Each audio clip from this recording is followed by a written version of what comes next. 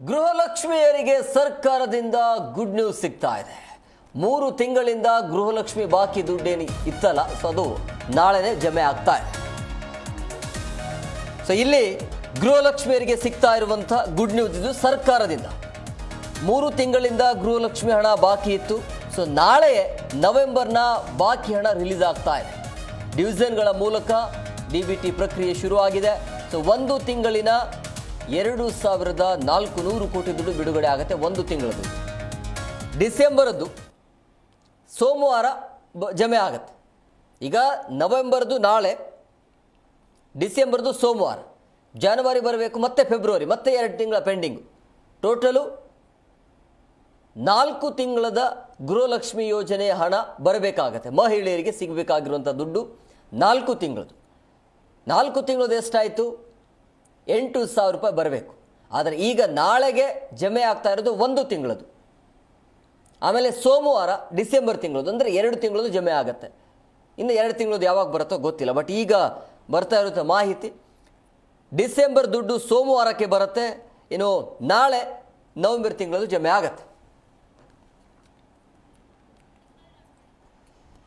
ಹಂಗಾಗಿ ಸಹಜವಾಗಿ ಮಹಿಳೆಯರಲ್ಲಿ ಆತಂಕ ಆಯಿತು. 3-4 ತಿಂಗಳಾಯಿತು, ಇದುವರೆಗೂ ಕೂಡ ಸರ್ಕಾರದಿಂದ ಬರಬೇಕಾಗಿರುವಂಥ ಗೃಹಲಕ್ಷ್ಮಿ ಯೋಜನೆ ಹಣ ಯಾಕೆ ಬಂದಿಲ್ಲ, ಇದನ್ನು ಸಡನ್ಲಿ ಆಗಿ ನಿಲ್ಲಿಸಿಬಿಡ್ತಾರ, ಏನು ಎತ್ತ ಅನ್ನುವಂಥ ಆತಂಕ ಸಹಜವಾಗಿತ್ತು. ಕಾಂಗ್ರೆಸ್ ನಾಯಕರು ಹೇಳಿದರು ಆದಷ್ಟು ಬೇಗ ಅದು ಜಮೆ ಆಗತ್ತೆ ಅಂತೆ. ಬಟ್ ಯಾವ ಕಾರಣಕ್ಕಾಗಿ ಇದನ್ನು ನಿಲ್ಲಿಸಿದ್ರು ಗೊತ್ತಿಲ್ಲ, ಅವರೇ ಕ್ಲಾರಿಫೈ ಕೊಡಬೇಕು. ಆದರೆ ಈಗ ಕೊನೆಗೂ ಕೂಡ 1 ತಿಂಗಳದು, ನಾಳೆ ನವೆಂಬರ್ ತಿಂಗಳದು ಬರ್ತಾ ಇದೆ. ಆಮೇಲೆ ಸೋಮವಾರ ಡಿಸೆಂಬರ್ದು ಬರುತ್ತೆ. ಆಮೇಲೆ ಜನವರಿ ಮತ್ತು ಫೆಬ್ರವರಿ 2 ತಿಂಗಳ ಪೆಂಡಿಂಗ್ ಇರುತ್ತೆ. ಜಿ ಕನ್ನಡ ನ್ಯೂಸ್ ಈಗ ನಿಮ್ಮ ಮನೆಯಲ್ಲೇ ನೋಡಿ. ಎಲ್ಲ ಕೇಬಲ್ಗಳಲ್ಲಿ ಈಗ ಲಭ್ಯ.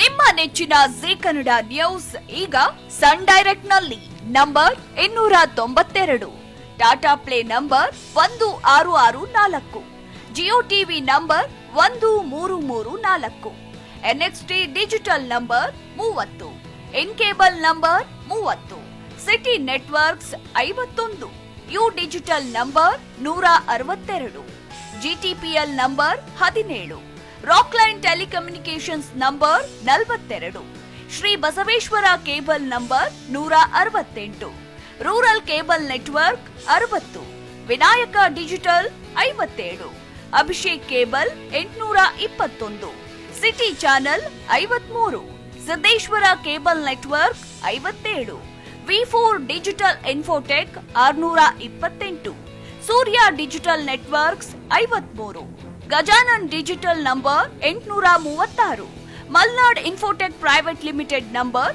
56, Metrocast number 830, victory digital number 167ರಲ್ಲಿ ನೋಡಿ ಆನಂದಿಸಿ.